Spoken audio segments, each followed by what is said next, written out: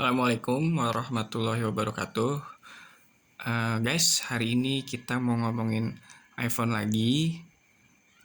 Terutama gue mau jelasin pentingnya struk dan nota pembelian pada iPhone. Nggak peduli lo beli baru atau lo beli second, struk dan nota pembelian harus ada. Kenapa? Oke, langsung dijelasin sama istri gue. Halo, ketemu lagi. Nah, sekarang tadi dibilang bahwa penting untuk kita simpan nota dan struk pembelian iPhone. Perbedaannya antara struk pembelian dengan nota pembelian adalah ini. Kalau ini adalah struk pembelian, ya. Nah, ini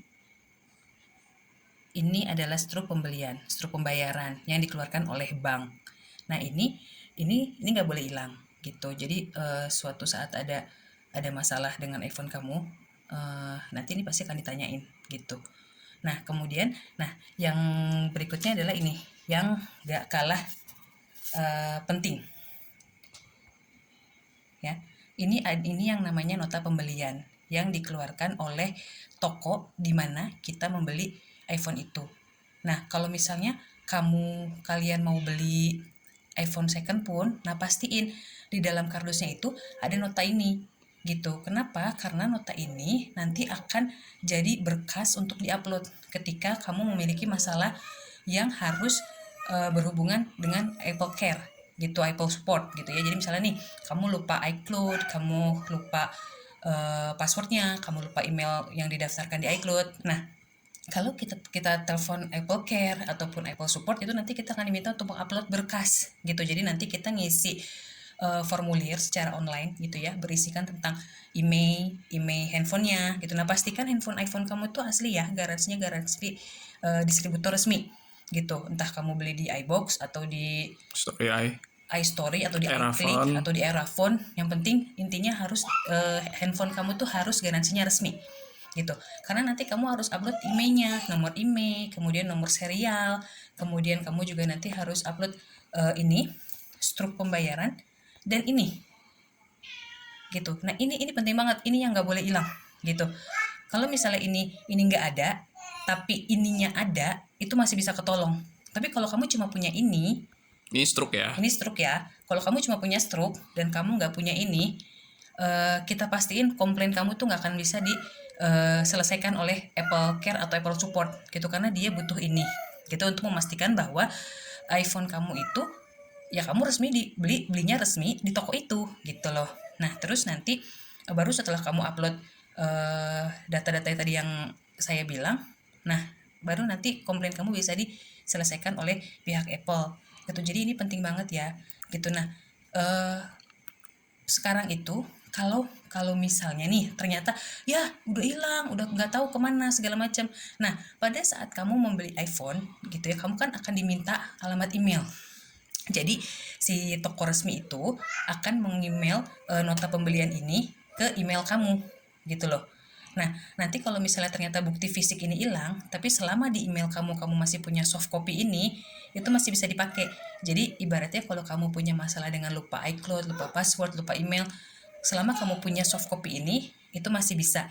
Jadi pastikan kamu ingat alamat email yang kamu sampaikan ke toko resmi ketika kamu beli iPhone ini gitu ya. Jadi please banget guys, soalnya jujur aja udah kejadian kemarin, saya itu kan ke telepon ke Apple Care. Nah, dia minta diupload ini berkas ini gitu. Ternyata berkas yang SE itu nota nota pembeliannya kan hilang. Nah, itu beneran ribet banget sampai saya harus datang ke ITC Roximas karena waktu itu kan belinya di ITC Roximas. Nah, celakanya udah sampai ITC Roximas itu dia sudah ganti sistem dokumentasi gitu, dari yang tadinya sistemnya yang dulu masih bisa tracking pembelian zaman dahulu. Nah, per Januari 2022 dia sudah ganti sistem gitu. Jadi si ITC Roxy itu tidak bisa men-tracking pembelian di bawah Januari 2022 gitu. Nah, sedangkan iPhone SE ini nih, iPhone SE ini itu dibeli di tanggal November 27 2020. Ya udah, jadi wassalam intinya gitu. Nah, ini bahaya banget. Nah, sebetulnya sebelum kamu ke toko waktu beli handphone itu, kamu bisa bisa email ke Era Jaya, ke customer Era Jaya. Nah, tapi sama aja dia juga akan menanyakan ini gitu loh. Dia akan menanyakan bukti ini.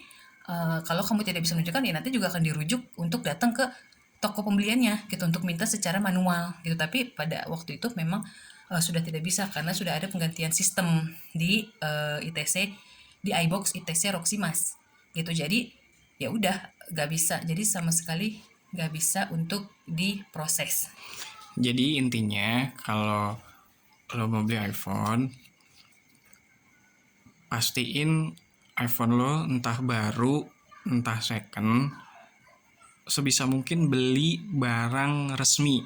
Beli iPhone yang untuk peruntukan pasar Indonesia. Taunya dari mana? Biasanya di kodenya itu dia ada tulisan PA garis miring A. PAA gitu. Nah, itu udah pasti iPhone untuk pasar Indonesia. Contohnya kayak gini nih. Ada tulisan part number MRT92 PAA. Itu. Nah, ini udah pasti iPhone Indonesia. Nah, ini juga. Nah, ini MHGP3 PAA. Nah, ini udah pasti iPhone untuk pasar Indonesia, dan biasanya juga iPhone untuk pasar Indonesia tuh stiker belakangnya tulisannya juga pakai bahasa Indonesia gitu.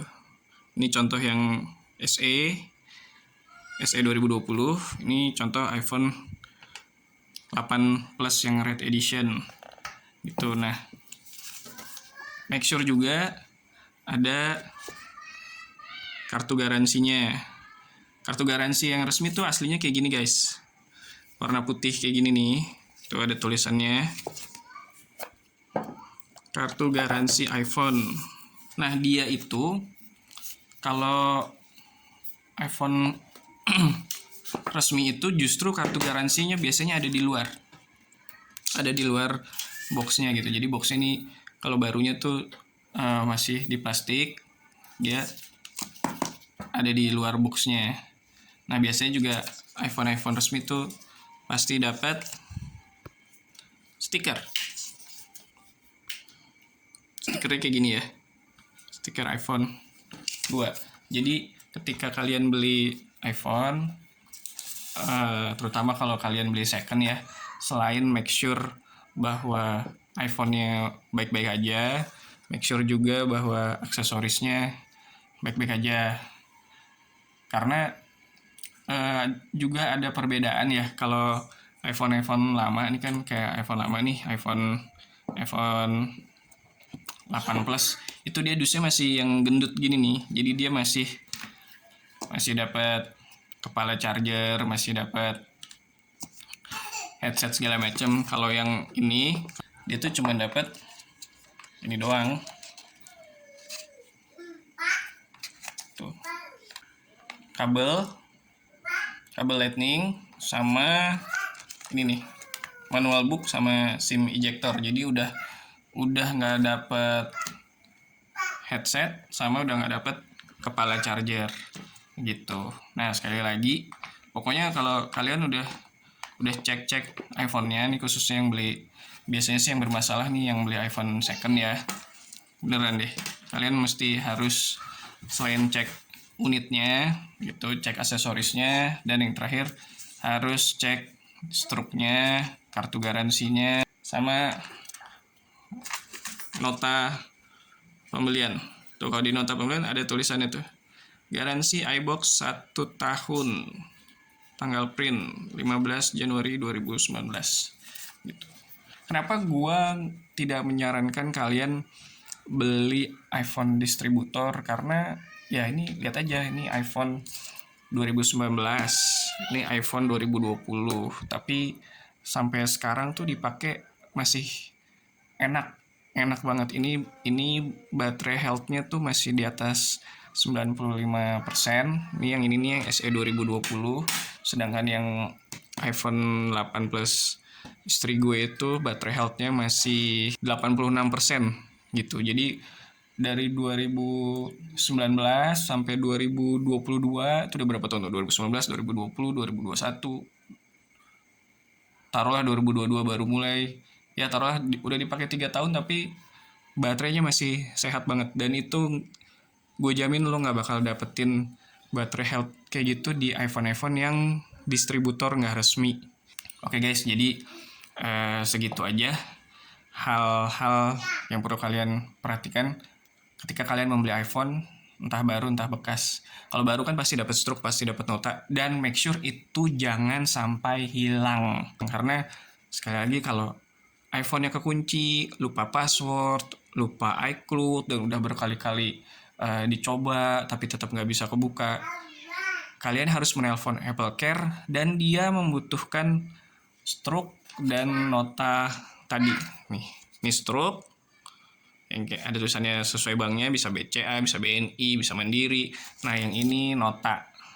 Ini nota nih. Kalau nota tuh langsung dari Erafone-nya atau dari iBox-nya. Udah, gitu aja. Assalamualaikum warahmatullahi wabarakatuh.